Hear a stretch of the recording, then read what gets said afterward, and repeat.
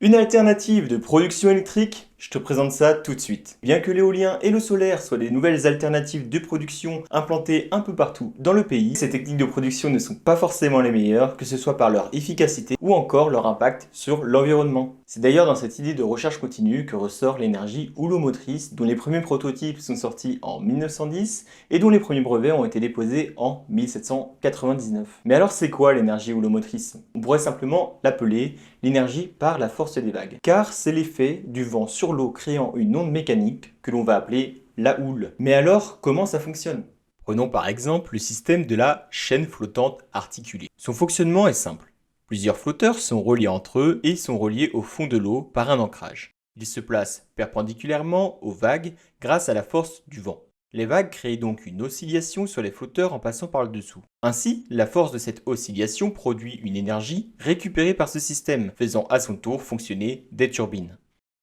Voyons aussi un système cette fois-ci immergé, la paroi oscillante. Un système profitant aussi de la force provoquée par l'oscillation des vagues, mais de manière submergée. Une paroi est posée au fond de l'eau, à la verticale, et se prend de face l'oscillation, un peu comme pourrait le prendre une pale de moulin à eau. Cette paroi oscillant d'avant en arrière actionne une pompe afin de faire fonctionner à son tour des turbines.